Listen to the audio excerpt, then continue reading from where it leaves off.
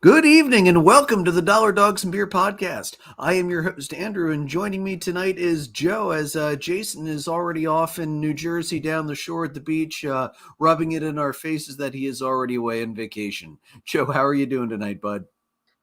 To put it mildly, I'm in a dark place. Yeah, I mean, for one, you're not on vacation. You're not down the shore, and the Cubs last week. Good God. But hey, you had something good happen. You had Notre Dame knocking off us, an unseeded team knocking off the number one team in college baseball, knocking Tennessee out of the Super Regionals and making it to the finals. Congratulations, man. Hey, I got to represent the team that actually showed up this weekend and this week. So Notre Dame, beat the number one team Tennessee this weekend, 2-1 in that series on Sunday, and advances to Omaha for the first time in 20 years. Wow. And and they landed a 5-star quarterback last week. They got to, and I don't know if this is the same one, but they got a commitment from Lloyd Carr's grandson. So fuck Michigan. I'm sure there are a lot of people who would agree with that. Actually, I kind of wonder what Jim would say to that, especially considering Dana's a big time Michigan fan. Boy, I'd love to be a fly in the wall for that conversation. All right, Joe, what are you drinking tonight, bud? Well, as I mentioned, I'm in a dark place, and I'm going to rep a team that showed up this week. So I'm doing Evan Williams and Coke in my wife's Notre Dame glass. So go Irish. There you go. Well, so Joe, later this week, I'm going to be heading down the shore myself. We're heading out to see Isle City. And last year, after we went to the Cape May Zoo, we decided to swing over to Cape May Brewing Company and had a great time over there. The kids actually got to sit at the bar with us drinking the craft sodas that they make for the kids. And unfortunately, around here, we don't get a ton of Cape May Brewing Company stuff, so no beer for me tonight. But from the Cape May Brewing Company, I have a hard cider, the Mango, which I have to say actually is quite tasty indeed.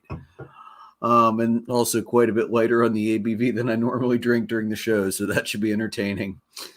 All right, Joe, let's roll into it tonight. We're going to open up with the Angel City Connect uniforms were released. Honestly, definitely one of the better looking uniforms overall. The jersey's cream colored. It has angels on the chest, which is pretty much every single jersey, by the way. I actually pulled up sportslogos.net, Chris Kramer's site. He's based out of Canada. If you're ever trying to find like vintage logos from an old team, or what did my team wear in the 90s versus now, or anything like that, that is one of the most comprehensive websites I have ever seen for sports logos. Absolutely phenomenal. But yeah, all of the Angels jerseys, they all say Angels. Home, away, alternate. Yeah. So kind of odd. So the neat thing is right down here on the side, right below the Angels, it has the player's number inside of a diamond. The diamond around the number was inspired by various vintage surf brands. The number styling matches the California Lifeguard Tower numbers. The sleeve patch in the right is inspired by the early Southern California Railroad signs. The patch is the first time the Angels have ever used the words Los Angeles on their uniform since changing their name from Anaheim to Los Angeles Angels in 2005. I still call them the Anaheim Angels. It just LA Angels just doesn't feel right to me. The right sleeve stripe, and this is a little odd that it's only on one side, but it kind of works with the whole vibe of this uniform. The right sleeve, that striping is inspired by the vintage surfboard striping. The numbers on the back are navy, which you wouldn't normally think would work with a cream and red uniform, but it pops pretty nicely. The hats are red. They've got a white front panel with an Angels Halo A, the cream pants with a red stripe. I'm a big fan of UniWatch. One of the regular contributors to the site, Brinky Guthrie, lives out there. Huge San Francisco Giants fan. He said this past weekend he had two goals while watching baseball games out there. One, watching the Giants beat the Dodgers, because that's always a big thing out there. And number two, he wanted to see how the uniforms look. And his quote, Joe, this is brilliant. My take on the Angels look, I love it. They took the Surfer Beach thing and made it their own, embarrassing the crosstown blueberry Smurfy pajama-clad Lost Dodgers look in the process. First of all, Pranky, love it. The blueberry Smurfy pajama clad Lost Dodgers look. That's one of the most brilliant turns of phrase I've ever heard in the English language. Joe, what do you think of these uniforms?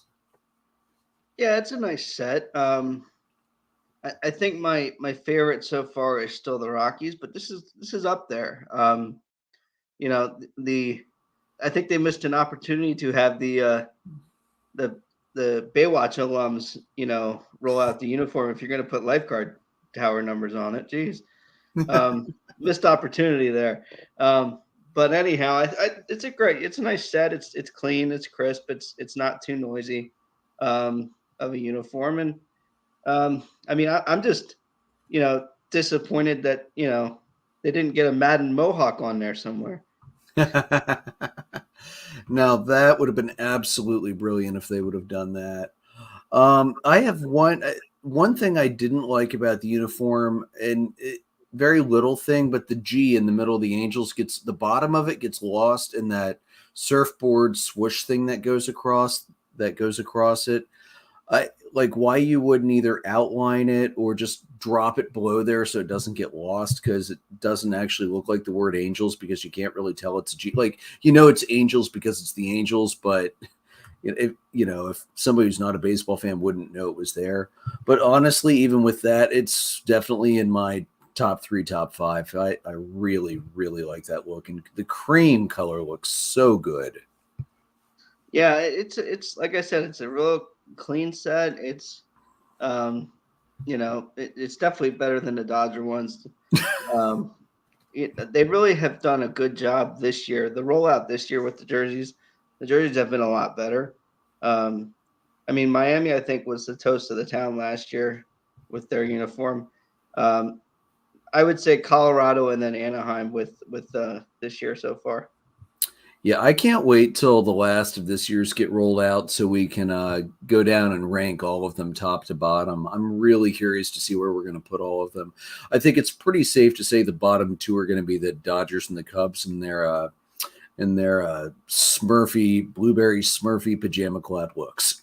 Because let's face it, the Cubs, it's not much. It's a little better than the Dodgers, but not much.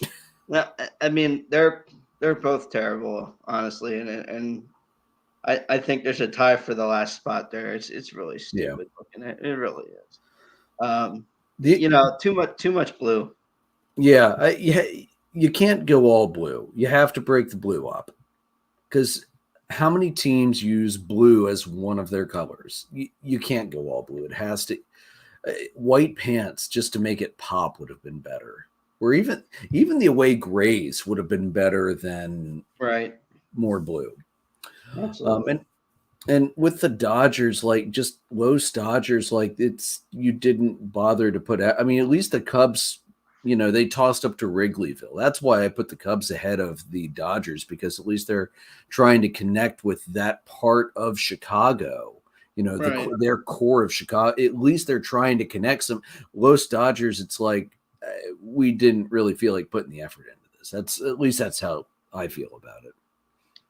Yeah, I mean, I think they missed an opportunity to do a nice tribute to Vin Scully with the City Connect. That would have been worthwhile. Yeah. I don't know if maybe it was just timing didn't work to do that, but yeah, that would have just been so perfect to do that.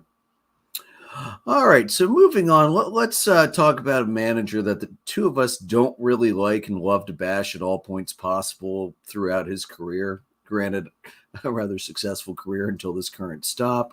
So last Thursday, Tony La Russa made a very, very odd timing choice with an intentional walk.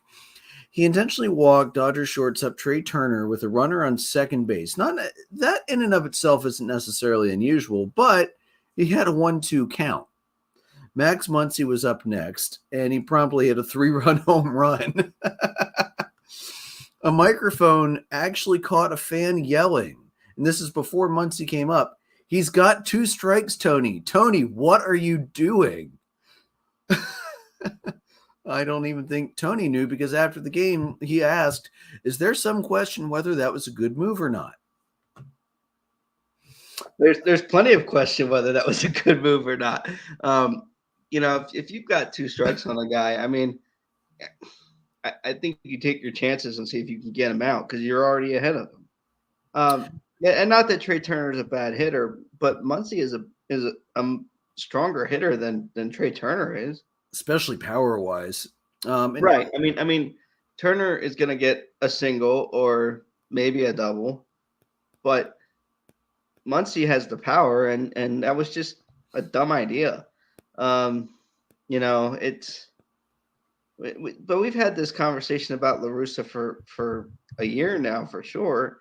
Last year with the whole Mercedes mess, and then the collapse at the end of the year, and then the way they're playing now, it leaves a lot to be desired. And unfortunately, there's so much that the White Sox are, one of the best teams on paper, but you don't play the games on paper.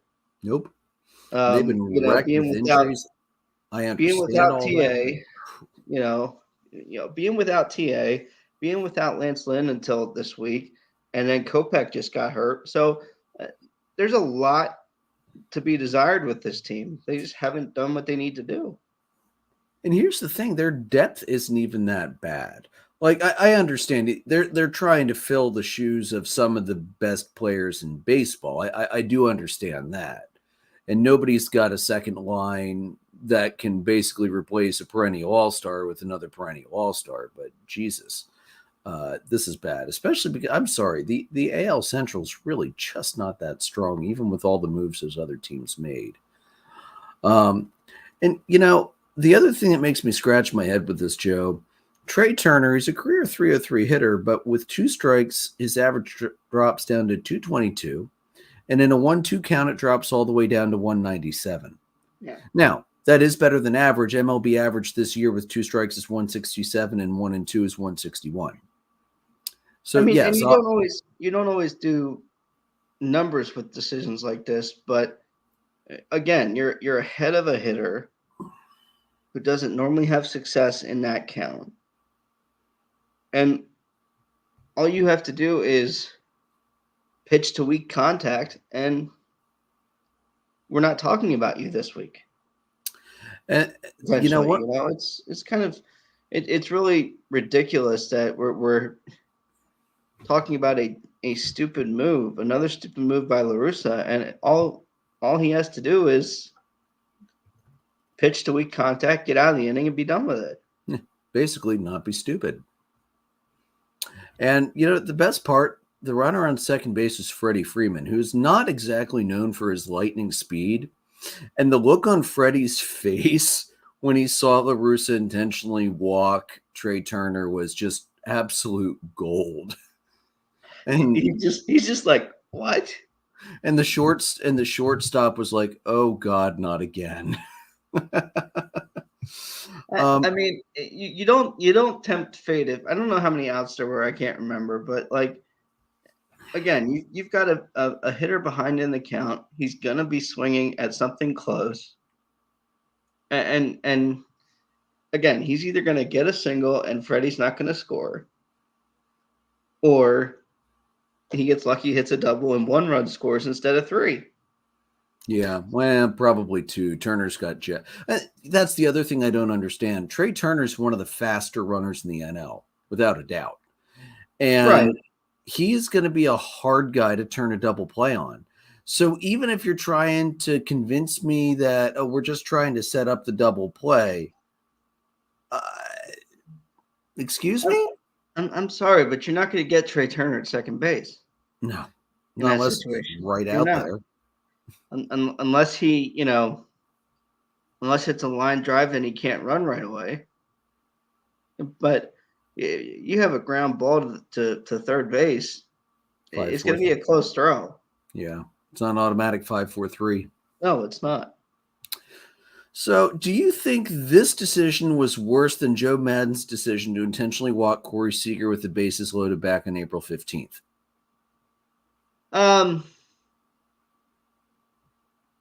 Not necessarily. I think they're both kind of stupid. So they're both kind of equally stupid, and one of those managers is no longer coaching. So, um, I think Madden has paid the price for being unconventional when he can't be unconventional. If that makes sense. I mean, when you Yeah. had him managing the Cubs, you had Javi Wilson, Anthony, and Bryant, and Hayward with serviceable life left on him. You had, where you could do some of this mix and match and you could do unconventional things because you had the power to get around some of that. You don't have that now. And you don't have that in Anaheim. You have Mike Trout and Shohei, Anthony Rendon, and a cast of other guys that most of us don't know who they are. I think a lot of people in California don't know who they are. And if they did know who they were, they stopped paying attention after that, 11-game losing streak they went on or whatever it was. Yeah. Yeah, and I don't know that necessarily Madden was the only problem there. I mean, ownership has done nothing to secure talent around Mike Trout shy of signing Shohei Ohtani. Yeah. And Thor is average at best now. So you got a little bit of gain out of that deal, but the only major piece you've signed in Mike Trout's prime of his career is Shohei Ohtani. Yeah. I mean, I just pulled up Thor's numbers here. He is 4-4 in the season with a decent ERA. He's 3.69. But you remember how he used to be a big time strikeout guy. In 46 and a third innings this year, he's only struck out 30 batters. He's got a 1.187 whip, and he has walked. Let me see here. He's walked only 10 guys, so at least he's still doing a pretty good job of limiting walks. But I mean, the strikeouts are way down, and that's his bread and butter. If he's not striking guys out, well, what I would say is that was his bread and butter until he had Tommy John surgery. yeah, that's true. That changes you as a pitcher, and Kershaw is similar. Kershaw was a strikeout pitcher. Now he still gets strikeouts because he's got a deadly curveball, which is just phenomenal. But Thor hasn't adjusted to the fact that he can't gas it anymore. Yeah, And until he adjusts to that and comes up with, a hard breaking ball and comes up with a hard slider or a sinker or something that really has a lot of life on it, he's going to give up hits. yeah. All right, so let's move on. The Oklahoma softball team that we talked about last week, they did end up knocking Texas out to win the College World Series. Texas did fight their way back through the consees to get back to the finals. And it wasn't even close. Oklahoma stomped them. They won game 1 16-1, and they won game 2 10-5. For the season, this Oklahoma team picked up 59 wins. They had the best batting average and ERA in college softball for the regular season. They set a College World Series record with 17 home runs and 64 runs scored. Texas's top power hitters had 11 and 12 home runs and nobody else in double digits. Oklahoma had 6 players who hit 13 plus, led by Alo's 34. So, Joe, and I know we're out of our league here. We're not softball guys, but 94 Arizona is long considered to be one of the greatest teams in NCAA softball history. Do you think this Oklahoma team's topped them? I know you can't really do a direct comparison without somebody making a damn video game so they can duke it out. But I gotta say, I personally think Oklahoma has them beat. I mean, Oklahoma offensively was just ridiculous, but I have a soft spot. That Arizona team was just phenomenal. Jenny Finch is a badass. Yeah, she could probably still throw. I mean, I would bet on it. Wasn't Jenny Finch the one they brought in to just make Major League Baseball hitters look foolish trying to hit fast pitch softballs?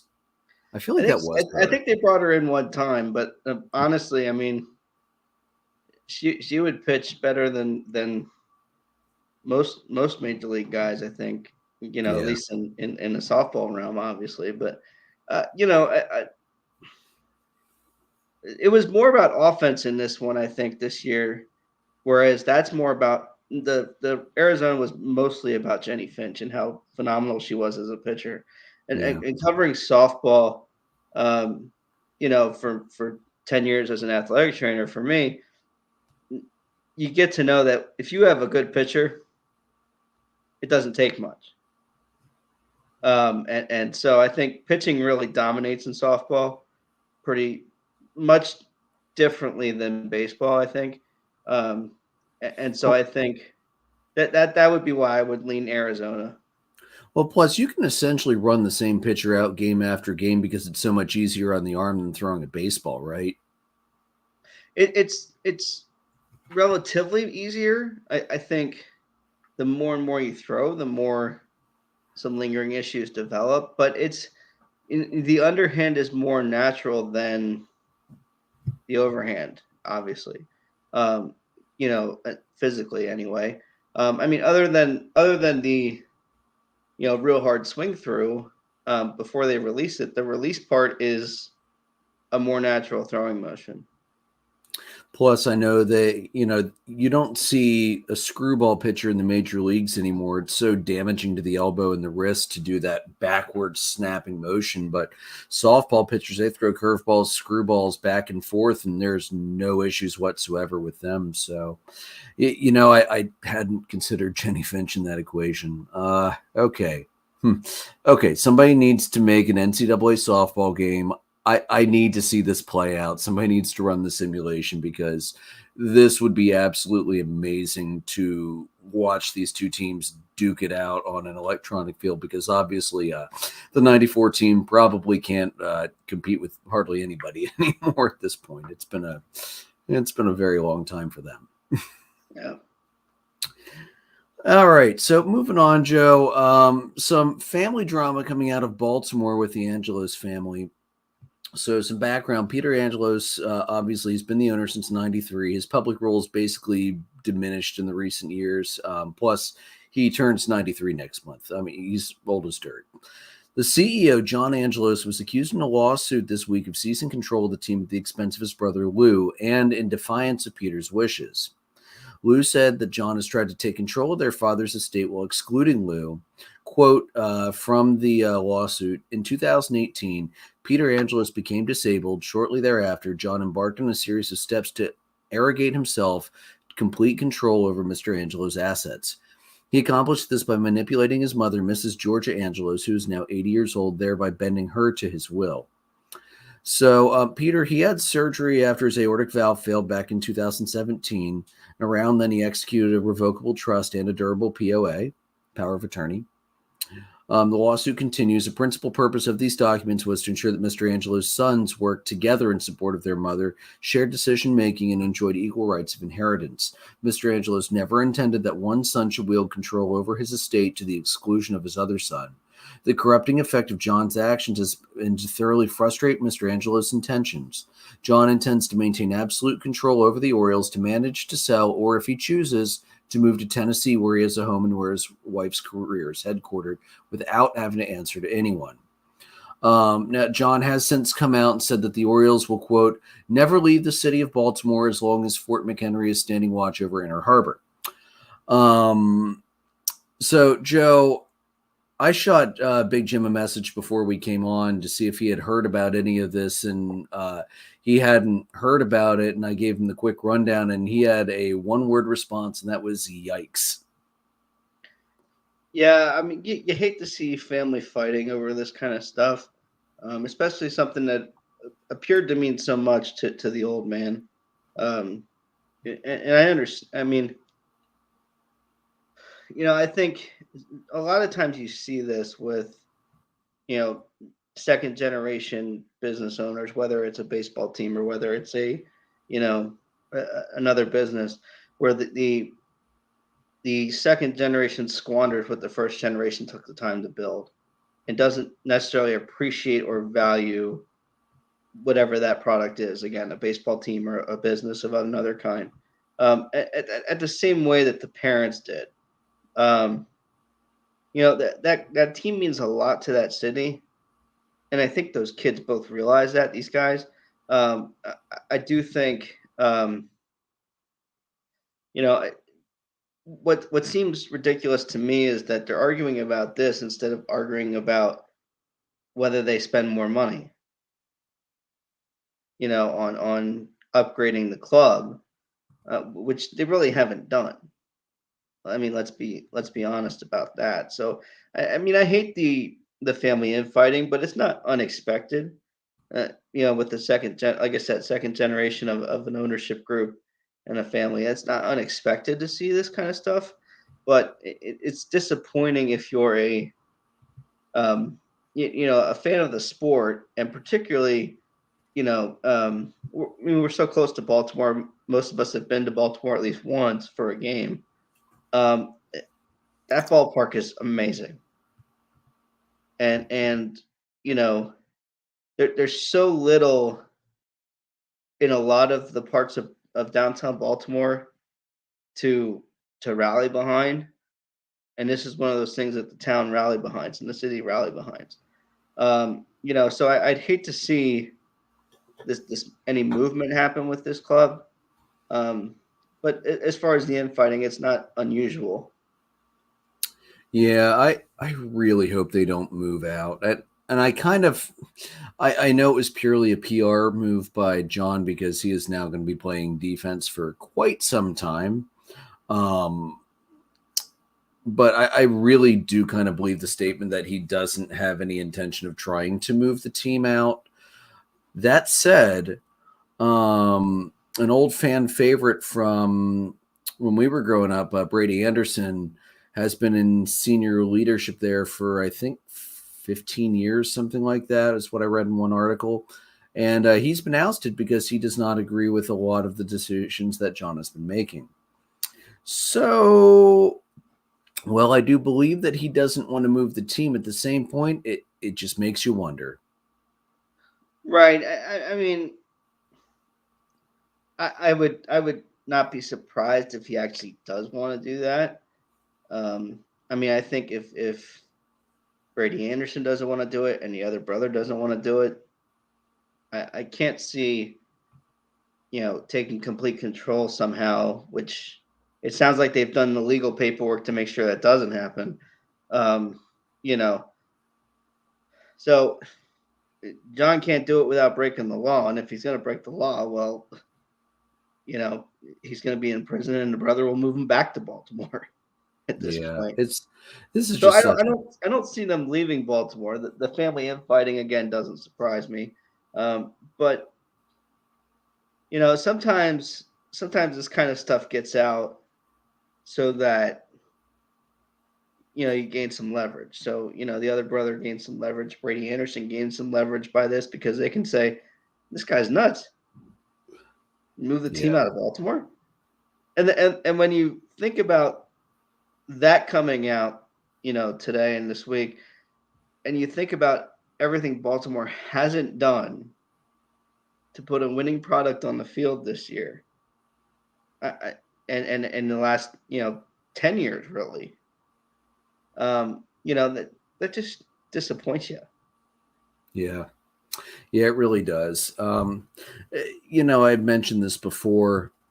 Maybe as an incentive to get the Orioles to play better, let's move Tampa Bay up to Baltimore, give them a better stadium to play in, and move Baltimore down into that dump known as Tropicana. And then once the Orioles finally start playing like a Major League Baseball quality team, they can have their beautiful stadium back. Look, man, I mean, I told you guys back in the beginning of the year when we did our predictions for this year, I said Baltimore would not be in last place. They're not in last place, man. No, that's true. Crazy as So that is. they don't have the worst record in baseball, and Well, they've what made what some moves that have been helpful. It's just a matter of whether they keep everybody. Well, and it helps when you bother to start bringing up some of that ridiculous wealth of talent you have in the minors and letting them play. I know what a strange idea that is. Uh, Jeez. uh, yeah, absolutely crazy. Yeah, they're actually fourth from the bottom now in the American League. Good for them. They're moving up in the world. Moving up in the world. They're ahead of the Tigers, the Royals, Yeah. and the DH. Athletics. Yep, and they're actually pretty close to catching the Mariners too. I wonder how Dave would feel about that. we, I think we need to get Dave back Well, on and see if I'm, he can angry I'm rant. sure Dave's not happy with how things are going. That's for sure. All right, so let's we're gonna just move a couple miles down the road and head over to Washington. Stephen Strasburg is going back on the IL. He made one start last week. He went 4 2/3, allowed 7 runs, 8 hits, 2 walks, and 5 strikeouts, with a fastball averaging 91.9 miles an hour. This is not the Stephen Strasburg we remember when he came up. This Sunday, he was having a bullpen session and had some discomfort. So they're going to do an MRI, see what's going on. Joe, you'll remember back in December of 19, he signed that enormous contract extension, 7 years, $245 million. Since signing that, 8 starts in the majors. That's Alfonso Soriano level stealing. Holy cow, man! Yeah, That's it's that's. pretty bad. And dare I tip my hand a little bit? That's Jason Hayward stealing right there. Holy shit! Yeah, damn. That's just wow. And you hate to see it too, because the guy was so dominant for so long. And the Nationals, you'll remember his rookie year, they literally jettisoned their playoff chances to save his arm because they didn't want him to pass that innings mark that they set. And I mean, yes, they did get one World Series title out of him. Good for them. But look at where we're at now. Not sure it helped much. Yeah, I mean, I'll touch on this a little bit more myself because you get one World Series title out of a crew like that. That's certainly disappointing. Yeah. Well, speaking of that, Joe, do you want to just make a quick little rant on everything that went wrong with the Cubs, and then we'll move on to happier topics like the Phillies and Braves' ridiculous winning streaks? I mean, let's just get the crap out of the way. Let's just get this going. Quick recap of the games, and then I'm just gonna let loose on ownership here. This is ridiculous. Uh, Cubs this week, they had a day off on Monday, finally, after that 9-game week the week before. They had a 9-3 loss to Baltimore on Tuesday night. Um, Keegan Thompson was human again for the first time all year. 3 innings, 5 hits, 7 runs, a walk, a strikeout, 3 home runs. Ouch. Alec Mills came back off the IL, I think, on Tuesday. Pitched in this game, 5 innings, 4 hits, 2 runs, a walk, 6 strikeouts, 2 home runs. So, I mean, not a great start, but at least we know he can still pitch for any length of time, which is important because we'll get to that. Morel in this game, 2 for 5 with a homer and a triple, 2 RBIs, a run. That homer was on the first pitch of the game, 429 feet. Exit velo of 109.3. Damn. That's So, crushed. newsflash to the Angelos family. Moving that wall back didn't help much. Mullins and Mancini homered in the bottom of the first on like 3 pitches. And Hayes went 2 for 4 for Baltimore with a homer, a double, 2 RBIs, and a run. Cubs in this game left 11 on base. Trust me, it gets worse. So putting that number out for you. So we get a rain out on Wednesday, which I guess is a blessing. We had a day off on Thursday, and we go to New York to face Anthony Rizzo and the Yankees. And I mean, I alluded to this last week. I was not looking forward to the Rizzo stuff, but it'll be much worse when he comes to Chicago to Wrigley, at least, if that ever happens. But still, going into this series, you're like, okay, you're going to, you know, what's the prediction? And I'm thinking to myself, he's going to hit a homer in every single game, and he's going to pitch in a blowout. Now, he only homered in one game, but I almost I was like, come on, just let him pitch. Just let him pitch. Please, just let him pitch. Didn't happen, but game one of this, and before game one, there were a couple of moves that happened here.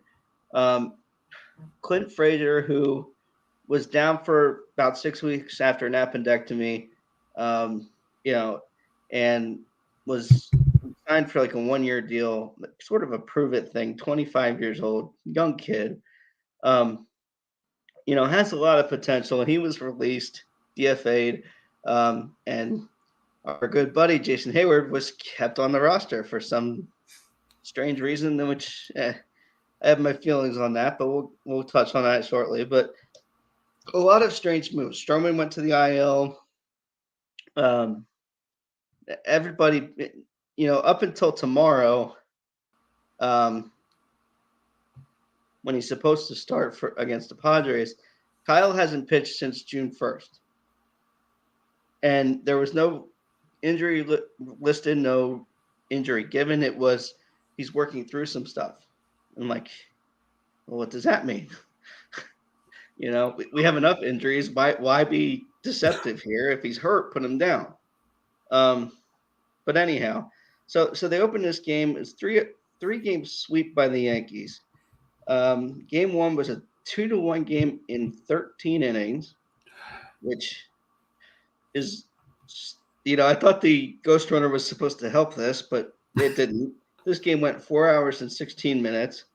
The teams combined, the Yankees and the Cubs went 1 for 37 with runners in scoring position in one game. 1 for 37. Yeah, and that was so Severino pitched brilliantly in this game. Severino went 6 innings, 7 hits, 1 run, 10 strikeouts. Severino looked awesome. Miley returned in this game, just coming off the IL, pitches 3 innings, goes out for the 4th, and can't go. So he's back on the IL again with the left shoulder sprain, which is what he was on the IL for the first time. Didn't do any rehab starts, so I don't know if that has anything to do with it. But anyway, 3 hits, no runs, 2 strikeouts. Jose Trevino gets a walk-off hit in the 13th off of Alec Mills. Game 2 was an 8-0 loss. Matt Schwarmer pitched, again, the Kutztown grad. Looked really good in his first 2 starts. This one, not so much. 5 innings, 7 hits, 6 runs, all on solo Bryce Harper style homers, and 4 strikeouts. He just got rocked. It was terrible. Judge had 2 homers. Stanton had a homer. Stanton's homer had an exit velo of 120. Just ridiculous what these guys are doing. Montgomery pitched for the Yankees in game 2. 7 innings, 5 hits, no runs, 5 strikeouts. Game 1, the Cubs left 13 on base. Game 2, they left 8 on base. Game 3, 18-4 blowout. Yay. Thank you very much. Ian Happ played really well. He's continued to stay hot offensively. He and Chris Morel are the only bright spots, really. And Wilson Contreras. Happ went 3 for 3 with a homer, a triple, a single, a walk, an RBI, and 2 runs. So he missed the cycle by 1 hit in an 18-4 blowout. Carpenter, 3 for 4, 2 homers, a double, a walk, 7 RBIs, and 3 runs. So Carpenter had himself a day. Higashioka went 3 for 5, 2 homers, 2 RBIs, 3 runs. One of his homers was in the 9th inning off of Frank the Tank Schwindel, who pitched again in this game.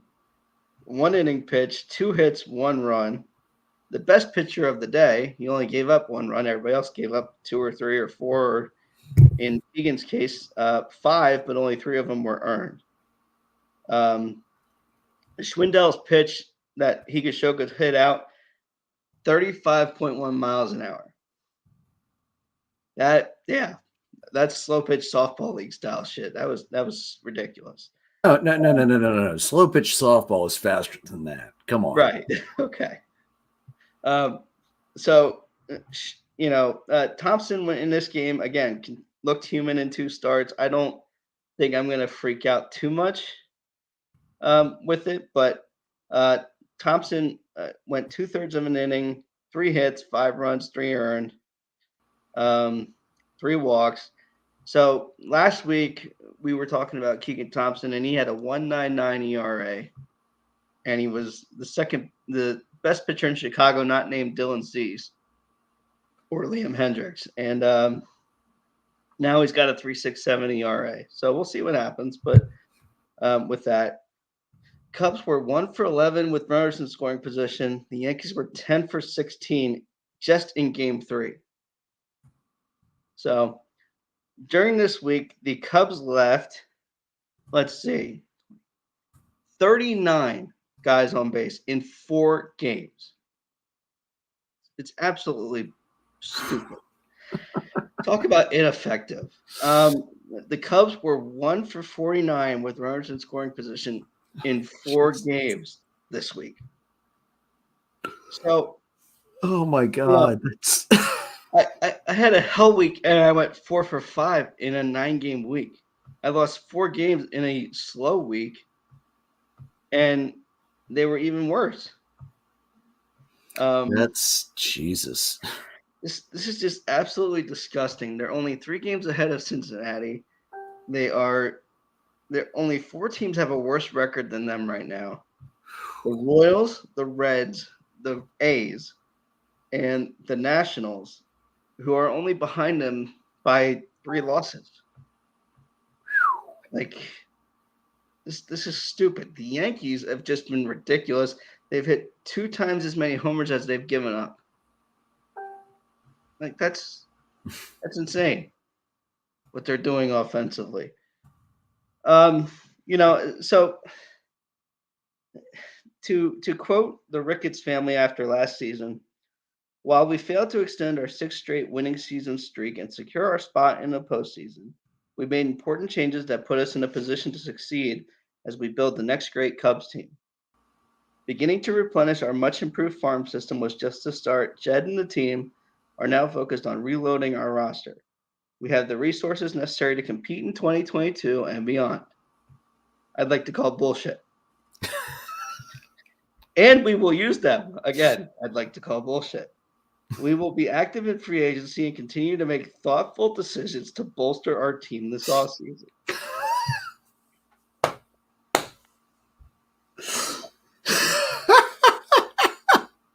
Man, you usually see this kind of crap coming out of the mouth of politicians. Hold on. It's better. While highs and lows are a part of our game and nothing novel for unwavering Cub fans, yeah, no shit. I know 2021 was a lot to process. Further, while making good long-term decisions with our roster looks good on paper, it doesn't soften the pain of losing or the emptiness of missing the postseason. With our attention now solely on 2022, we respect your high expectations, we share your desire to win, and we commit to fielding a competitive team reflective of your unrivaled support. We're more than excited to enjoy both the journey and our ultimate destination of winning another World Series with you again soon. Again, that's the Ricketts family in the offseason last year. What is soon to them? This is the ownership crew that puts that statement out. Spends the entire offseason trying to buy a soccer team and put a sports book at Wrigley, which looks stupid with all the framing and construction that's going on. It looks ridiculous. Makes you wonder with Wade Miley, it makes you wonder, what did the Reds know and not discuss? because they got Wade Miley off waivers after pretending not to be interested, and they haven't gotten anything out of it at this point. You had 2 starts where Wade Miley looked amazing, then he was off on the IL again. He comes back, pitches 3 innings, and he's back on the IL again. Hey, You at know, least you you had got more out of him than the Nationals got out of Stephen Strasburg. right. Cubs started the year with Alzolay on the IL still. Alec Mills started the year on the IL. Hendricks has been good start, bad start, and 2 weeks of working on some stuff. Stroman had rough starts in crappy weather, but the stuff was not bad. And then you had, a couple of good starts in May. Then he was out for a couple of weeks, and then he came back, and now he's got shoulder issues. Seiya hasn't played in 3 weeks because of a finger sprain that doesn't seem to heal. It's disappointing, obviously. Um, Fortunately, I get MLB TV with my T-Mobile subscription. Me too. I feel like they swapped it out for Little League TV because that's what I'm watching right now. Like, did they change MLB to LL.TV or what? This is pathetic. The strategy for this team has to be, if you're in management, the only people who play are people who are possible active roster pieces going forward, or people that you're trying to trade. That's the only people who should be playing right now. And the fact that Frazier got DFA'd, and I'm not saying that Frazier was going to be the next great right fielder, but when Seiya got hurt, why isn't he playing every day? He should have been. Because between May 30th and June 3rd, a short sample size, obviously, but he hit 400, his last time 400, 600, 500 with a 219 WRC plus. Like, give the guy a shot. Good Lord. Jason Hayward, of course, on Friday gets a home run because, of course, he does, while everybody is wishing he would get DFA'd. And when Frazier gets DFA'd and Ross comes out and says, we think a lot of Clint and his ability. No, you don't. Because as far as I'm concerned, you're a little league manager and you are doing, and we know this from our little league days. There's the coach's kid syndrome, the coach's kid lineup. Jason Hayward is the coach's kid, and that's the only reason he's playing. It's the only reason he's playing because his offensive numbers aren't there. He hit a homer and a double on weak contact. They weren't exactly rocket hits. Again, you want to bring him in for a defensive substitution, be my guest, in the 9th inning or something like that. But why the heck, you bring up Nelson Velasquez for 2 games and then send him back down when he's tearing it up in AAA. You DFA Clint Frazier.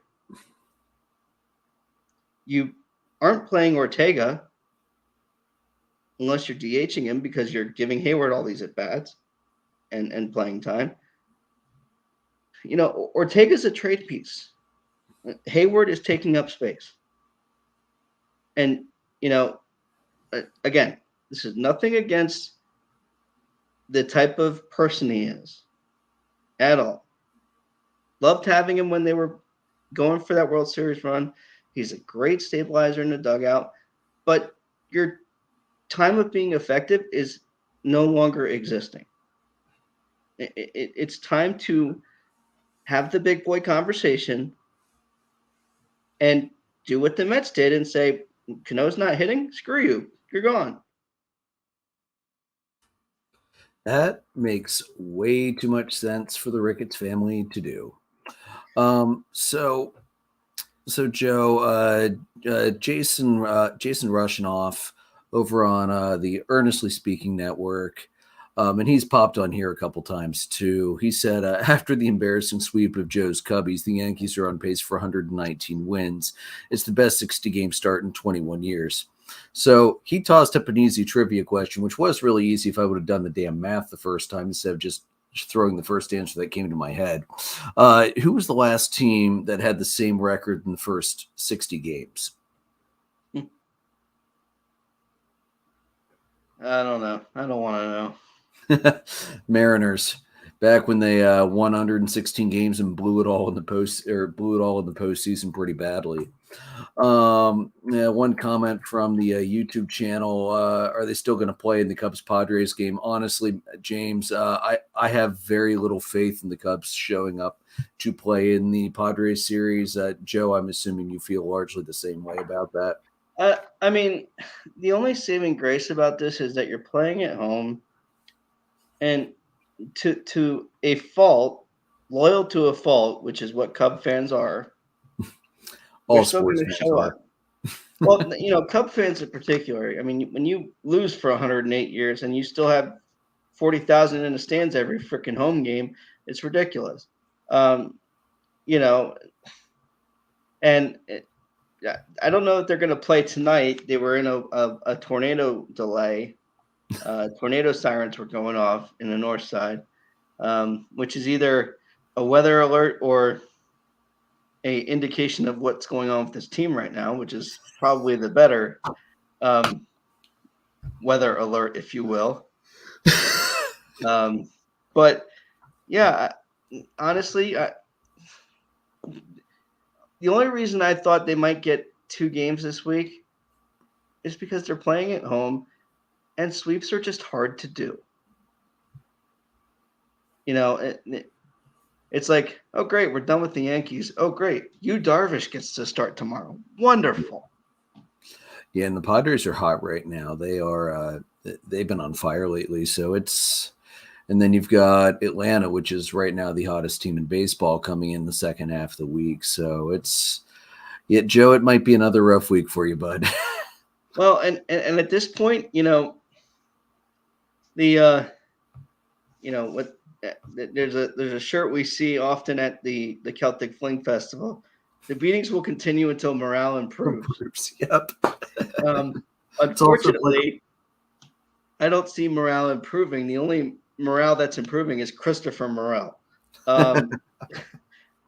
Christopher Morel has become the everyday center fielder, and he should be. And instead of following logic and putting Ortega or Frazier in right field, Ross moved Hayward from center to right because that's what Ross does. Ross is, again, is it too early to see that the organization can clearly develop talent? The organization, Jed clearly won all of the trades last year. The problem is they didn't do enough acquiring of big level pieces to bridge the gap. That sums it up. Yeah. You can't bridge the gap with, and I talked a lot about them getting Correa, and I'm glad they didn't. But I don't think even most Cub fans did not expect this out of Nico Horner. Nico has played himself into being the everyday shortstop. Christopher Morel has played himself into being the everyday center fielder. Ian Happ is the everyday left fielder. Those are 3 people that I know are playing every freaking day, and they should. Schwindel has been hitting better. Wisdom is still streaky as all get out. I think he's probably around 80, 85 strikeouts by this point, somewhere around there. He had 75 when we were recording last week, so I can't imagine he didn't strike out at least 5 times. Do you want the number? I have it. Yes, give it to me. 80. Yeah, I'm a glutton for punishment. I'm telling you, man, this is ridiculous. Hey, he's up to 23 walks, though. I mean, he's almost up to last year's total of 32. So, I mean, that's better than Javi. Yeah, I mean, the walk number is great, but Not the 80 strikeouts, though. Wisdom is a streaky hitter, just like Javi was, just like KB was, and Rizzo were the last couple of years that they were in Chicago. They're streaky hitters. It's just a complete and utter shit show, and I'm just, for a while I was mad and just completely bitter and mad about everything with this team. And then I entered dad mode and I was not mad, disappointed. I am furious with this team right now. And again, most of the blame goes to ownership on this one, but what the hell? Yeah. Again, loyal to a fault is a trait of all sports fans, but when you reward one World Series in 108 years with continued loyalty, year in and year out, with an ownership that doesn't give a shit, again,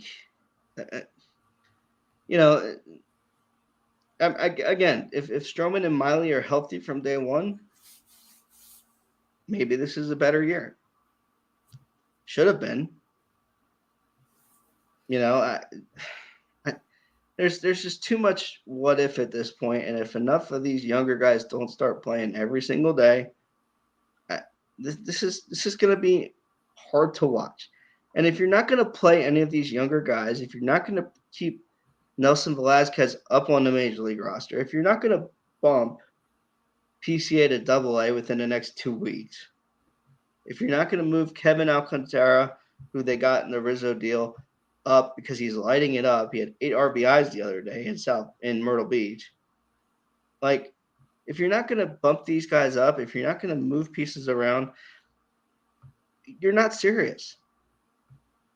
And ownership and management is not serious. Killian's going to get a ton of starts this year, and I can't wait for that. Swarmer is going to get more starts. Keegan and Justin are going to get more starts. And you're gonna know what you have from that side of things by the end of the year. But if you're not going to develop the hitting, it doesn't matter how well you pitch. Yep, that's true. All right, so let's get out of the misery and sadness of the Cubs right now. Joe, let's get started on the Phillies. I'll let you start last week off because they beat up on your favorite team to just rip apart in the Central, Chicago North, also known as the Milwaukee Brewers. So go ahead. Yeah, so what did the Phillies do? The only thing that could make me happier, given the state of things in Chicago right now, is the fact that the Brewers lost 8 straight this week. That's the only thing that's going to make a difference for me. And they're down in second place now, too. The Cardinals passed them. Yeah. I mean, the Cardinals have been ridiculous. They continue to do what they need to do, and they continue to have. I mean, they had 5 Gold Glovers last year for a reason. Yeah, because their pitchers like to give up home runs. Sorry, that was a cheap shot. You know what? I don't care. After the 2020 postseason, not 2020, 2019, when things just ended so badly in NLDS Game 5 in Atlanta. Yeah, the hell with the Cardinals. I will take cheap shots at them all day long. Yeah. All right. Sorry about that. Go ahead. No, Phillies win Game 1 of this series. They win 3-2. Connor Brogdon gets the win. Hader gets the loss, and Knebel magically got a save in this one. Much to Jason's surprise here. Harper had a sac fly. Rowdy Tellez had an RBI double in this one, to keep it tight for a while there. It was 2-1 Milwaukee, and then Alec Bohm and Matt Bierling both hit homers in the ninth to win this game. Back-to-back homers off of the best, most dominant closer in all of baseball. I mean, Josh Hader is the National League equivalent of Mariano Rivera up until recently. I mean, he is when his music comes on, you're like, well, shit, we tried. Yeah, it didn't happen. But Mickey Moniak got to play in this one, and went 1 for 3. Bryson Stott went 0 for 4, but he's getting reps and getting at bats. So you get what you when you give younger guys a shot, you have success. Ranger Suarez went 7 innings, gave up 6 hits and 2 runs, 5 strikeouts. So not terrible, but not great either. Based on what he's been doing this year, honestly, I thought that was a great start for him. Yeah, I mean, it's better than what he's been doing, but not enough to get the win, but that happens in baseball a lot. Alexander started this game for Milwaukee, went 5 innings, 7 hits, 1 run, 2 walks, and a strikeout. And again, Hader got a blown save in this one. He went an inning, 2 hits, 2 runs, 2 strikeouts, the 2 home runs, obviously, that we talked about. Proving that he's not unhittable, and that's just important to do. When you go up against Hader, you have to just not be afraid of it. Yeah. Too many people when you went up against Mariano Rivera, you knew you were getting 3 cutters, and you knew you weren't going to hit them, or at least you didn't think you could hit them. And Josh Hader's the same way. He's got dominant stuff, and a lot of people are saying, well, I can't hit him. These 2 guys weren't afraid of it, and it paid off. So, I mean, you get that 1-3-2, you get a good win in the 9th inning off of Josh Hader, and the Thompson train keeps running on this week here for the Phils to start the week. They win game 2, 10-0, which again makes me happy. I gotta rely on something here. Aaron Nola gets the win in this one. Aaron Nola goes 8, 4 hits, 6 strikeouts. Bellotti comes in for the 9th, 1 strikeout, no hits, no runs. Nola pitched 103 pitches in this game. Honestly, when you're in a game like this and you've got this much of a lead, let him throw the 9th inning. I don't really understand that mindset with that. Maybe you can help me understand why you would do that, but I could see it both ways. It's with a 10-0 lead, I feel like you can let him at least have the first batter, see what he does. At the same point, though, as bad as their bullpen has generally been, Thompson was smart enough not to throw Norwood out there, who got DFA'd, much to Jason's delight. You're welcome, bud. I knew I would have a chance to slip that in there somewhere. It's also early, though. I kind of understand you want to preserve his arm for the long run because let's face it, Nola is usually pretty good from April to August and then completely falls the hell apart in September. He is one of the worst pitchers in September typically in the majors. So I don't know. There just aren't a lot of complete game shutouts, though, too. Does saving him an inning in June change him being a not good pitcher in September? Probably not. But here's the only other thing I can think of, and there you could make a semi-legitimate argument that you don't want Milwaukee's better hitters to get one more shot at him, to see him again, and then theoretically, if the Phillies would sneak back into a wild card spot, it could be a rematch in the playoffs. Yeah, that's one hell of a stretch, but I could see somebody trying to make that argument too. I don't know, 103 pitches, I send him back out there. And unless he said, I've got nothing left, bring in the bullpen. Right. In this game offensively, Bryson Stott hit a 2-run homer in the top of the third. Hoskins followed with another 2-run homer later in the inning. Dubo Herrera hit a homer in the fifth. Schwarber hit an RBI double in the seventh. Schwarber hit another RBI double in the ninth. And Bryce Harper hit a homer in the ninth. Bryce has 14 homers at this point. Continues to mash the ball. But what you're seeing again with Philly, and it's again since Girardi has been let go, is you're seeing a team, you're seeing a front office and a manager who are saying, I'm going to play these young guys. And they're being rewarded for their willingness to do that. And obviously, it's nice for Jason to see that. I just wish I could see that. But it could happen. Yeah.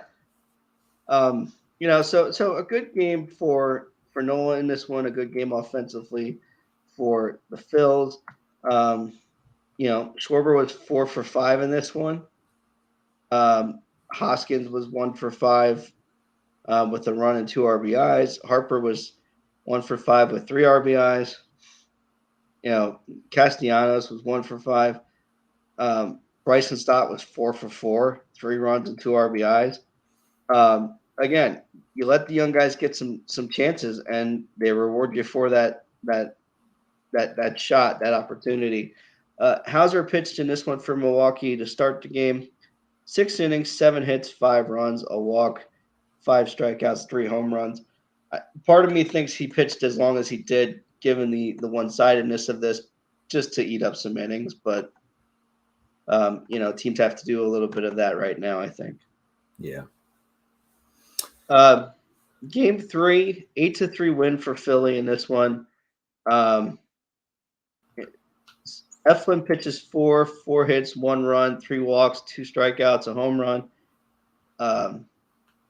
But Nelson, Brogdon, and Dominguez, Familia, and Norwood. Before Norwood, you had those 4 guys, Familia, Dominguez, Brogdon, and Nelson, go 4 innings, 4 hits, 1 run. So the much beleaguered bullpen showed up in this one and pitched pretty well. Norwood gave up 3 hits, but again, only gave up 1 run. So Norwood didn't pitch too bad. Corbin Burns continues to be an enigma a lot this year.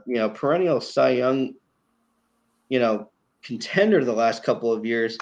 This game he went 4 1/3, 3 hits, 3 runs. Only 1 of those was earned, 4 walks, 8 strikeouts. So it's not panic mode, obviously, but not what we're used to seeing from Corbin Burns. He's got a 2.48 ERA on the year. Brewers left 12 guys on base. So again, you leave guys on base and you find a way for them to get unearned runs. That's an easy recipe to lose games. Yeah, and I know Jason was ecstatic after that game because that was the game he was expecting to lose, was the Corbin Burns game. All right, so moving on for the rest of the week, this was a nice little run the Phillies were on. Friday, they beat the Diamondbacks 7-5. That was their 8th straight win at that point. Hoskins, my God, he has been really hot. Schwarber's been really hot. And Harper, he's been batting close to 400 over the past month. So, they're responding to the new manager. In this one, Hoskins, he had a pair of solo homers. Schwarber had a 3-run shot. The Phillies showed up, and they showed up early, and they just put Arizona in so big of a hole that Arizona had a nice 4-run rally in the 7th. Varsho had a double that cleared the bases that were loaded, and then Rojas doubled Varsho home and also Luplo as well. But that was as close as they got, and that insurance run from Hoskins in the bottom of the 7th, that was huge.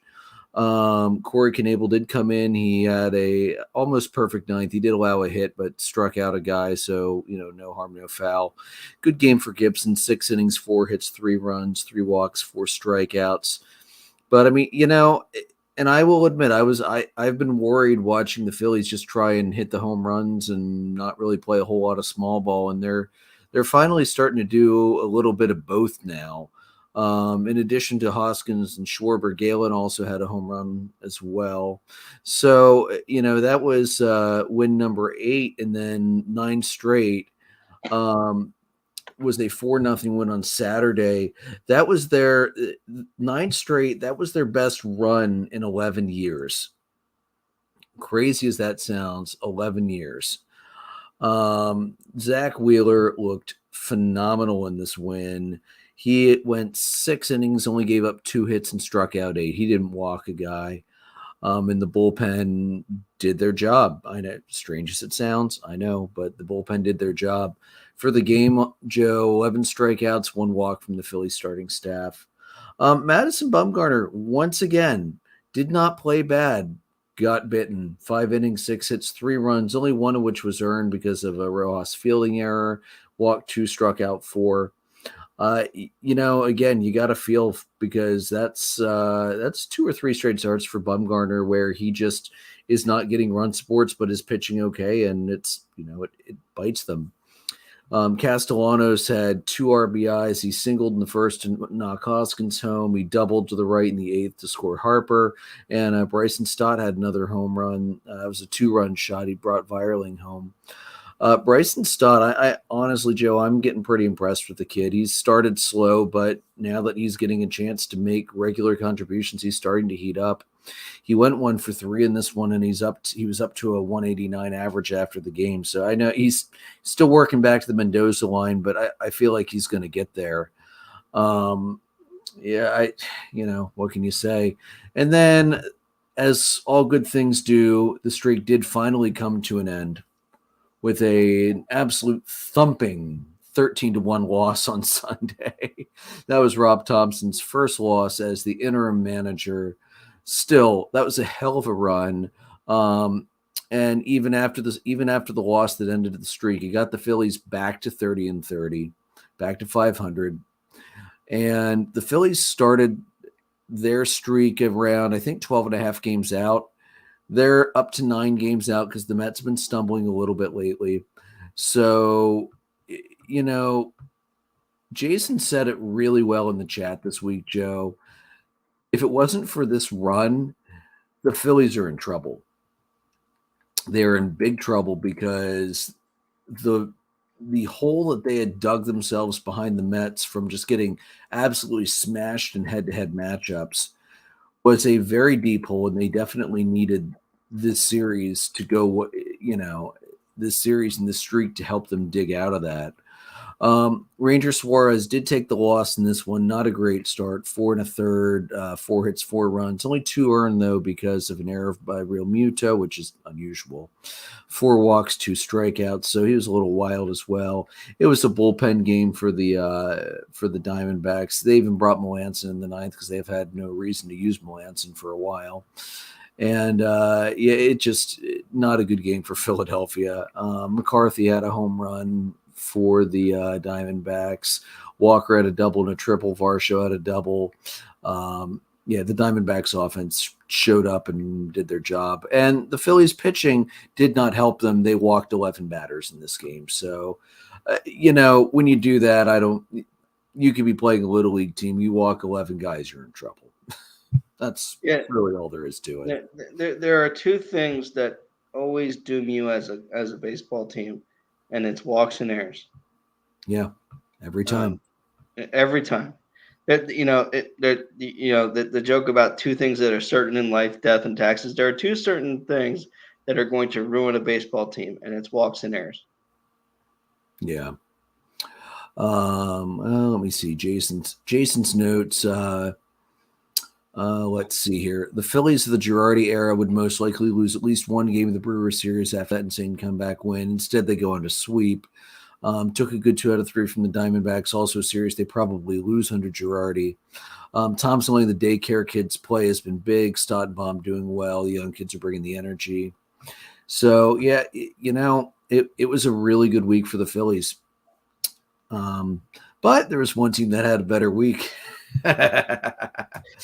So, speaking of them Braves on an 11-game winning streak, which, by the way, they are currently leading the Nationals tonight 5-0 in the top of the third. The Phillies are down 2-1 in the bottom of the eighth, and we'll touch on this later, Joe. Tonight's game, one of the best pitching matchups of the year, Aaron Nola versus Sandy Alcantara. So 2-1 score does not surprise me in the slightest in that one. And it could have been the team with 2 could have been flip-flopped, and I still wouldn't have been surprised. So first, Atlanta had one of those stupid mini series with the Athletics. Game 1 was a 3-2 win. Strong pitching in this one. Acuna had 2 solo homers, and Guillermo Heredia hit the go-ahead homer in the 7th. Kyle Wright pitched an 8-inning game for the first time in his career. He went 8, 5 hits, 2 earned runs, 7 strikeouts, no walks. Jansen picked up his 15th save of the season, and the 2 of them combined to retire the last 17 batters consecutively. At this point, Joe, the A's had lost 7 straight, hitting 165 with a single homer and 12 runs scored during this streak. Michael Harris, the phenomenal rookie center fielder the Braves brought up, made a great catch to rob Sean Murphy of what should have been at least a double, maybe a triple, depending on how that rattled around the walls at Truist Park. And then game 2, the bats came out 13-2 win, big one for Atlanta. Michael Harris, again, continues to impress with both the glove and the bat. 2 for 4 with a double, a triple, 2 runs, 2 RBIs. Atlanta's offense had 13 hits to go with those 13 runs. Duvall, Olsen, and Swanson also had doubles. Duvall, Albies, Riley, and Contreras all hit home runs. Ian Anderson, who's been pretty up and down this year, and honestly the weakest starter in the staff so far. You could argue a little bit of Charlie Morton, too. 6 innings, 6 hits, 2 runs, 2 walks, 5 strikeouts. So the A's had Jared Koenig making his rookie debut. 4 innings, 5 hits, 4 earned runs, 2 walks, 3 strikeouts. Not bad. He pitched into the 5th, but couldn't get an out. Now, Joe, he's had a long journey to get to the majors. He's 28 years old. He pitched for 2 different college teams, 6 different independent league teams, including 4 different teams in 2017. And he also spent a year in Australia as well. And then he spent time in Oakland's minor league system. And if you'll recall, one of the guys we sent over in the Oakland trade to get Matt Olson that I wasn't too upset to give up, Christian Pache, he is, after the series, was slashing 163, 210, 229. So I feel like we pulled that one out pretty well. I'm still really, really, really wish we hadn't had to give up the catcher. So, Joe, Oakland has now used 20 rookies this season, which is one off their franchise record, which I'm sure they will break at some point. They've already used 13 rookie pitchers, which is a franchise record. Yeah, bad team plays hot team annihilates bad team. I pretty much sums that up. Yep, pretty much. I mean, the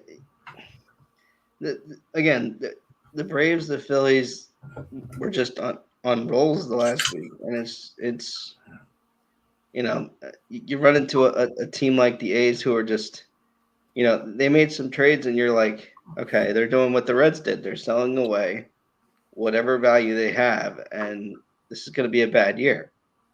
So at least they expected it, right? I mean, at least they expected it, and I think I'd like to see the Braves do this against some tougher competition. Yeah, but again, they needed to get hot.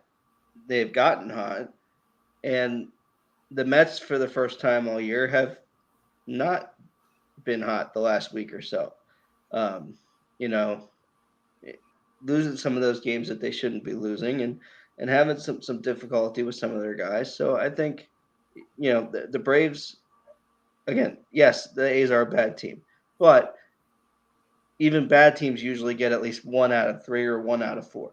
So, to sweep and to be as dominant as they were, it's good news for you. That's for sure.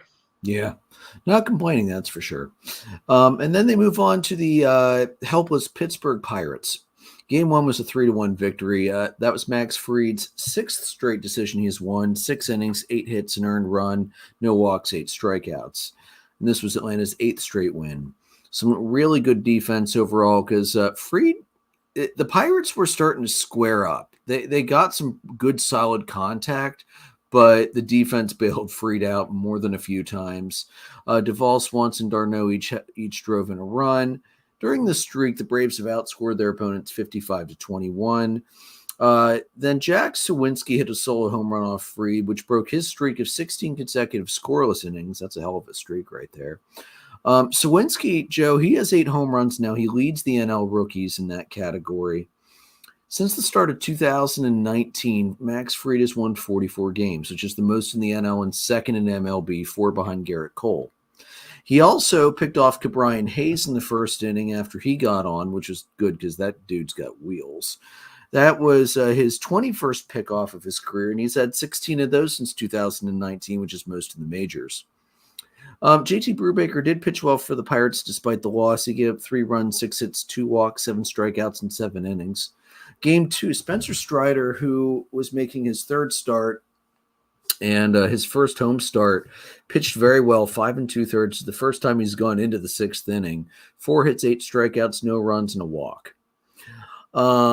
He was going up against another hard-thrown rookie, Roansy Contreras. 4 2/3, 4 runs, only 3 earned, 8 hits, 1 walk, 7 strikeouts. Dansby had a 2-run homer. Albies had a double along with Acuna and Harris. And Olsen also had an RBI single. And Jansen got his 17th save. And that moved the winning streak up to 9, which was their longest since another 9-game winning streak from August 13 to 22 last season, which, as you'll recall, pissed Jason off because that's when the Phillies got hot and they couldn't make up any ground. Sorry, Jason, didn't mean to bring that up. Yes, you did. I originally I didn't. You have my notes.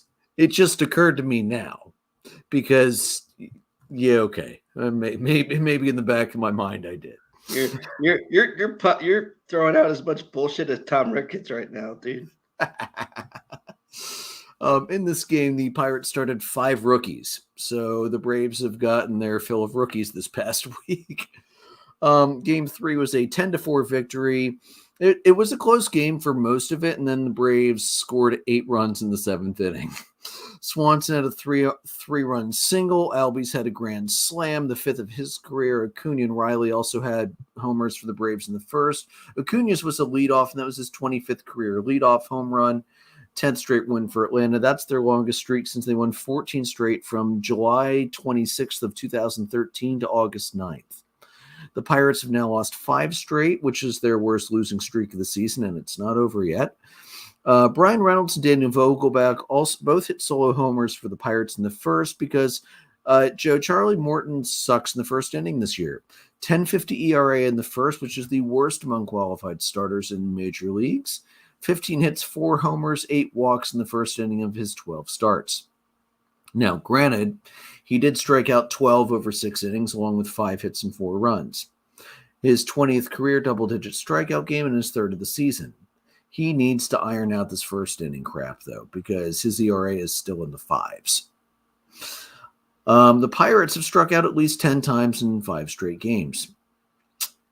Again, great way to lose games. Their starter, Zach Thompson, allowed only 2 runs in 5 innings, but because of that huge late push, took a no decision because that's baseball sometimes. And then on Sunday, the Braves completed the sweep, 5-3 victory. Duvall had 2 homers off of Jose Quintana. Contreras and Olsen also hit home runs.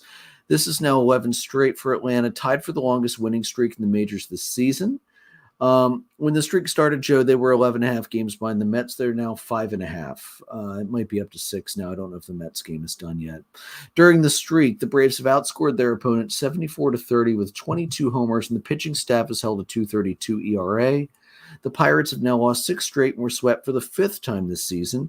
Pirates manager Derek Shelton after the game said, quote, "We need to get out of Atlanta. That's a good baseball team." Kyle Wright pitched well, 5 hits, 3 runs, 2 walks, 7 strikeouts over 6.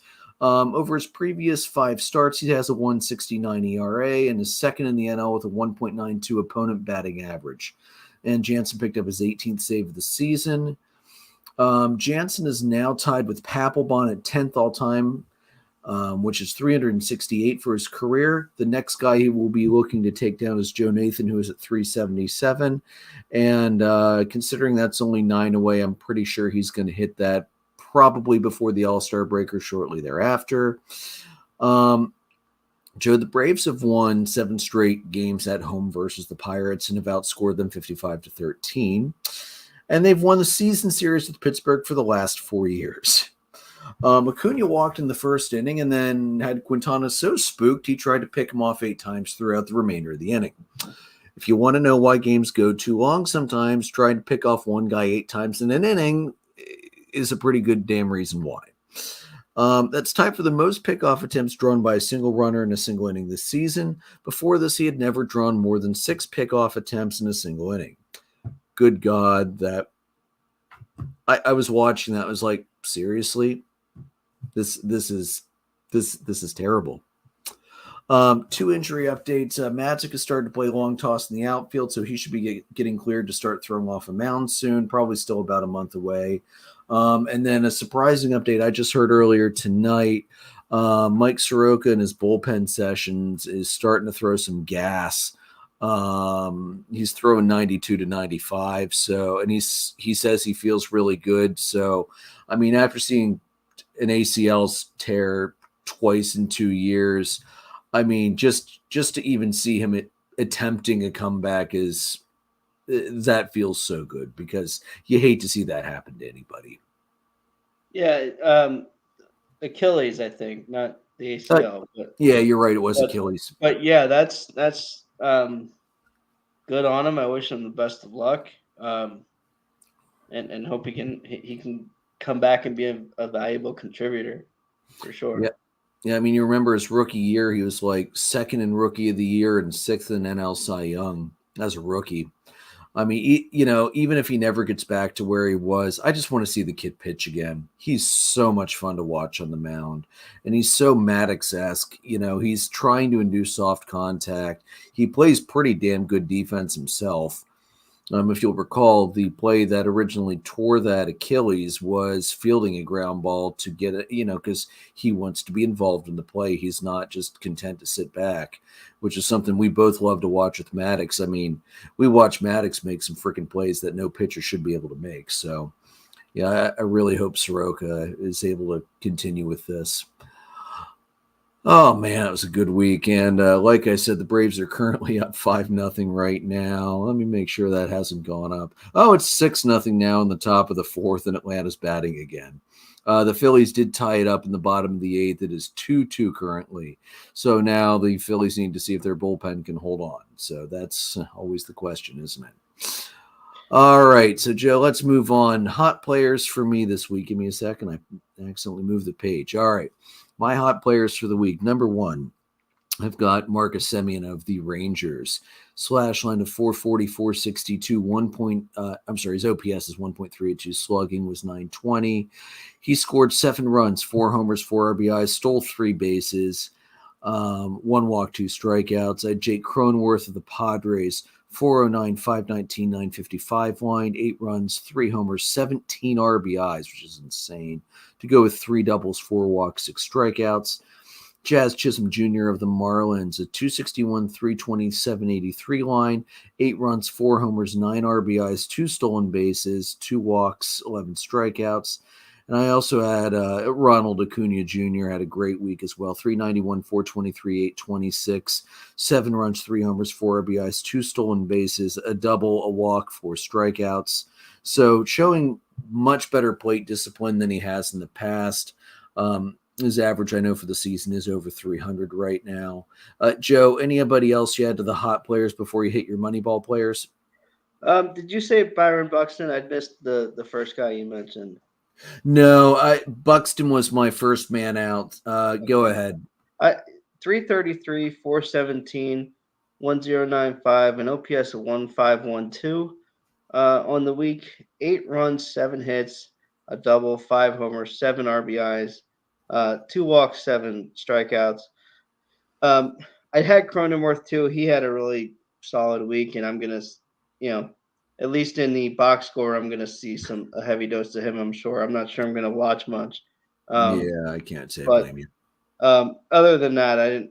Other than that, my Moneyball guys this week, hard to eliminate one or the other. So I'm going to have a duo for this one, and it's the boys in New York, Aaron Judge and John Carlos Stanton. Aaron Judge, 360, 452, 760, a 1.212 OPS. 8 runs, 9 hits, a double, 3 home runs, 6 RBIs, 5 walks, and 6 strikeouts. Stanton, 222, 440, 611, a 1.051 OPS, 5 runs, 4 hits, a double, 2 homers, 5 RBIs, 7 walks, and 4 strikeouts. Yeah, they're on fire. Absolute fire right now. Yeah, they are just insane. As a club, they're insane, and those two guys together have just been unreal. Um, Aaron Judge continues to just blow the cover off the ball. Aaron Judge continues to look like a genius for betting on himself in the offseason. Mm-hmm. Because based on this year, if things continue the way they are, the man is going to get paid. You're going to need a lot of Brinks trucks to pay Aaron Judge next year, wherever he signs, whether Yeah. he re-signs the Yankees or goes somewhere else. Yeah, Aaron Judge is going to be commanding a huge contract, and a well-earned huge contract, I might add. Absolutely. Yeah, those two are my Moneyball guys of the week. They just that dynamic duo just crushed it. And Yeah. I'm a glutton for punishment because they did most of that with my Cubs. So Yeah, they did. Yeah, they did. All right, moving on to pitchers. My first guy for the week was Justin Verlander. He went 2-0, 14 2/3 innings, 17 strikeouts, .64 ERA, .86 whip. He allowed 1 run, 9 hits, 3 walks. Yeah. Then Hunter Green of the Reds. He went 1-0. Yeah, 1-0 on the week, 15 strikeouts over 12 innings, .75 ERA, .42 whip, 1 earned run, 3 hits, 2 walks.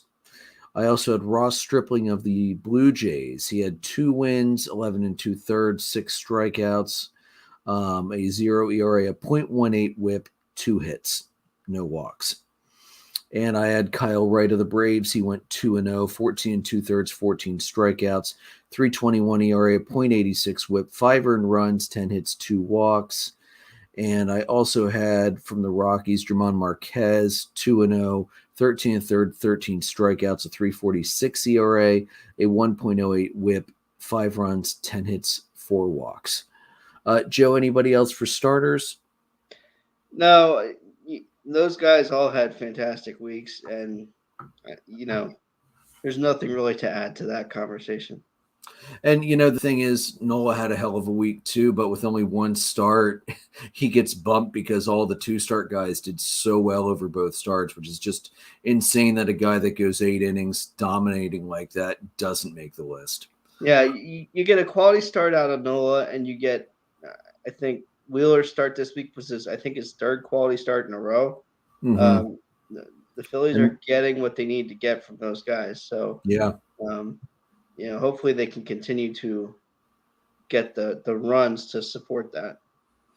All right, Joe, who is your adulting reliever of the week? Well, this should not come as a surprise to you based on everything we heard for the last 10 minutes here with the Braves. The adulting reliever of the week is Kenley Jansen, 4 for 4 in save opportunities, 4 innings pitched, 1 hit, 5 strikeouts, a .25 whip, a 0.77 batting average against. The guy was just dominant. And you don't see 4 saves in a week very often. No, you're lucky to see 3. So to see 4 and to be that efficient and that dominant this week, there was nobody else close this week.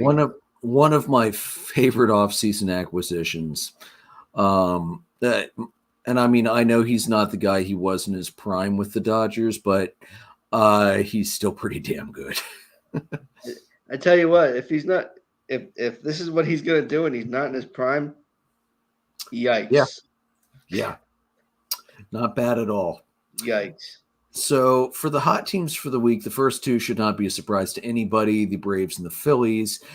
You can't put the two teams that have 11 and 9 game winning streaks not on there. No, I owe it no, to you Jason can't. after not putting the Phillies on last week.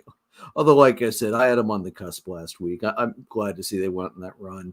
I also had the Marlins, the Padres, the Yankees, the Red Sox, and the Guardians of Ohio, also known as Cleveland. Joe, anybody else for the hot teams for you?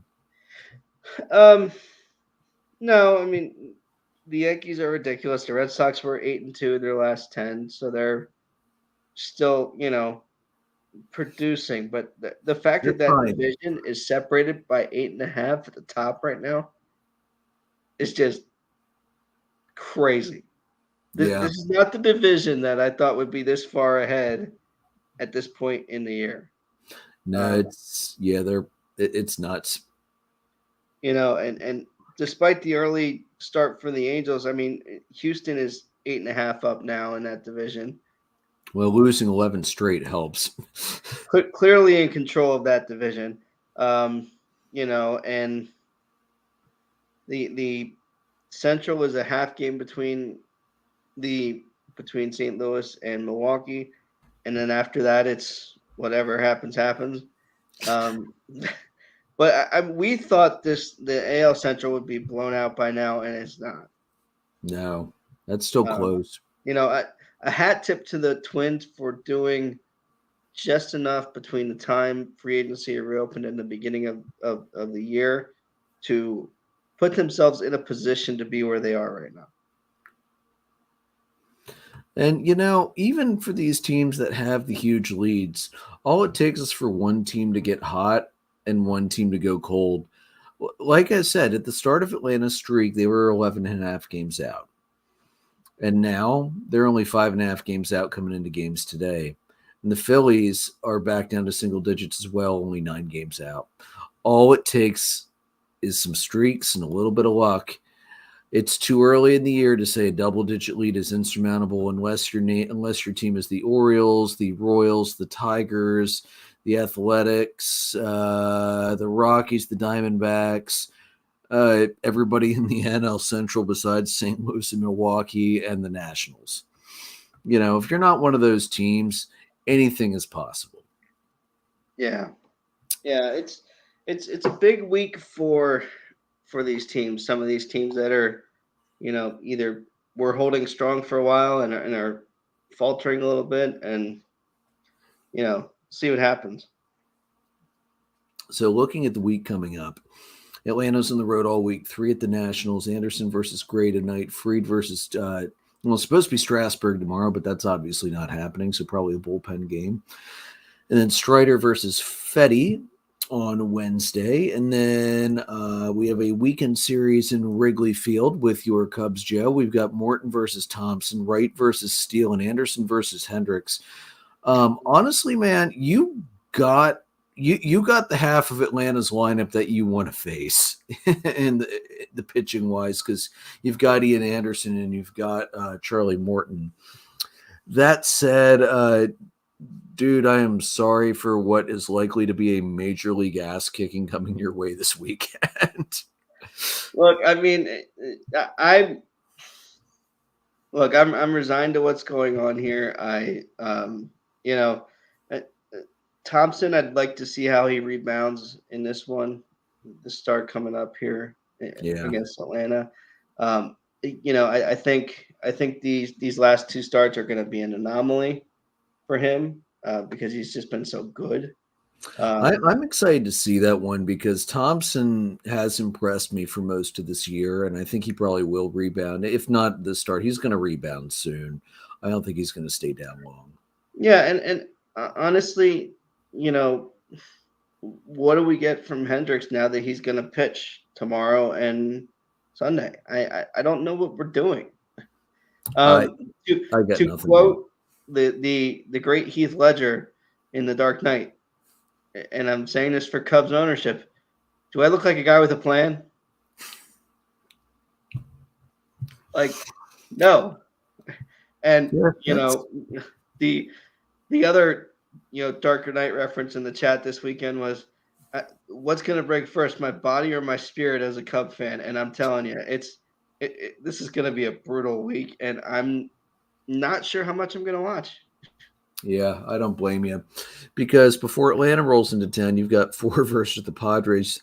Today is Steele versus Darvish, Hendricks versus TBA tomorrow, and then TBA versus Manea, and then TBA versus Musgrove. Jesus Christ, you guys can't run that many bullpen games. So Well, I'm and assuming it's not we've got, necessarily bullpen games, but the fact that so many of the pitchers are hurt. yeah, Miley's hurt. Stroman's on the IL. Um, you know, I think Hendricks is pitching tomorrow, but it's other than that, it's just Swarmer. Do they bring up Killian for another couple starts? they're going They to ought have to, I to. would think. They have to. Um, again, do they look like guys with a plan? No, they don't. No, But you know, you have to bring some of these guys up. You have to bring Killian up. You have to start Alec Mills. I think now that he's back up, because he's at least a decent pitcher. He can get outs, and you know, the last no hitter the Cubs had back in 2020, Alec Mills was on the mound for that. So not to say that they're going to bottle up that magic or whatever, but he's clearly a serviceable pitcher, and he's going to have to take one of these starts. yeah, yep, absolutely. And then it's this week for the Phillies feels like a trap because they should dominate this week, but they start with the Marlins at home, and we all know the Marlins, they're either going to kill them or the Marlins are just going to do some weird, sneaky shit and beat them up. So tonight, hell of a pitching matchup, Nola versus Alcantara. Tomorrow night, you got Eflin versus Rogers, and then Gibson versus Lopez. And then the Phillies have a mini hell week of their own. They've got 5 at the Nationals because there's a doubleheader on Friday. Wheeler versus Corbin, Suarez versus TBA. Nobody has announced any starters for the second game of that doubleheader. And then you've got Nola versus Gray, and then Eflin versus yet another TBA because, again, the Nationals have a ton of pitching injuries too. I feel like the Phillies should be okay. They should probably take, I would think they should be able to take 6 of 8 this week because the Nationals are not that good. And even if the Marlins do some damage, I feel like they'll feast on the Nationals. Well, they certainly ought to, and they really, I think, like you said, they need to. Yeah. The nice thing about losing that game yesterday for them is the pressure is off. Because for the last 2 weeks, it's been, how long can they keep it going? How long can they go without losing? Mm-hmm. Clearly, firing Girardi was the right move. Yeah. Because regardless of what happens, they've, this week they have done what they've needed to do in the last 10 days since Girardi's been gone. And it's clearly a culture change that has been for the better. Yep. Joe, any other series that you're keeping an eye on this week? Well, I mean, we talked about how much I'm probably not going to watch my own. I mean, I'll follow them enough, but the Mets are their first part of this week is against the Brewers. So that schedule of theirs that was rough last week doesn't get any easier. They've got the Brewers to start the week. So I'm going to be paying attention to that a little bit to see what they do. I follow the LFGM Mets page partially because it's fun to watch somebody else be disappointed every other night, and to have the interesting dichotomy of one day they're winning the World Series, the next day they should sell, and watching that back and forth with the fans is kind of fun. So I'm interested to see what they can do, and if they can kind of right the ship a little bit. They do get McGill back this week. I don't know if he pitched last week, but he's pitching, I think, tomorrow or Thursday. Mm-hmm. So or Wednesday, I should say. So he's pitching one of these games, so they're going to get him back. Can he be as good as he was before he went down? We'll see. The other series, the weekend one, is the Cardinals and the Red Sox. That's a good one. That should be fun. I think it's at Fenway. So tricky outfield, but the Cardinals have great outfielders. That'll be an interesting series to watch. Can St. Louis continue to stay on a roll and get some separation with Milwaukee? Do the Mets get tripped up by Milwaukee, and do the Phillies and the Braves do enough to shorten this lead if the Mets, run into a buzzsaw here? I mean, the way they've been playing, I wouldn't call the Brewers a buzzsaw necessarily lately, but it's a team that's got enough talent on that roster that they should be doing much better than they are. So, hey, if they want to pick that up and play well and beat down the Mets, I'm not going to be disappointed. Yeah, I mean, and the Mets play the Fish this weekend, and the Fish have not necessarily had the Mets number as much as they've had the Braves and the Phils number here the last couple of years. So, this is a bounce back week for them, and can they find a way to improve before the schedule gets even worse? Yeah, definitely. All right, in time for the first quick pick'em update of the year. We ran a pick'em contest last year. This year we've added our wives to the mix as well because it just felt like a good idea to mix it up a little bit. We did the first week and then we restarted it last week because personal life things just kind of got in the way of running it for that month and a half, 2 months, whatever it was. So we will be running it through the end of the year. And the standings update, Karen, Jason's wife, is in the lead with 4 points with one perfect week. Joe, your wife, Kate, has a perfect week as well and 3.5 points. She is in second. Jason is, of course, in third with 2.5 points. You and I are tied for fourth at 1.5 points. My wife, Ariel, has 1 point so far. It's still early. It's still anybody's game. My wife's picking a perfect week for the Braves. My God, I hope she's right. My wife, Kat, she knows baseball, man. I'll tell you. Yeah, she does. And she's made plenty of good decisions in her life. Well, she's made a couple at least. Yeah. We questioned you a few times over the years. All right, guys. So you can find the audio recordings on Anchor, Spotify, Breaker, Google Podcast, Apple Podcast, Pocket Cast, Radio Public, Amazon Music, and Spreaker. You can see us live on our YouTube channel, on Facebook Live, and on Twitter. Find our merchandise at redbubble.com/people/DDAB-podcast.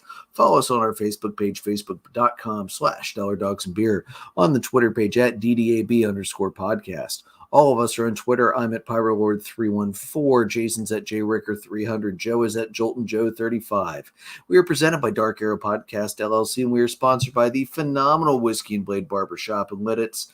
Johnny, it was good to see you today. The haircut is phenomenal. It's nice to be much better groomed for a vacation coming up. Guys, may your dogs always cost $1. May your beer always be cold. Have a good night. Go Irish.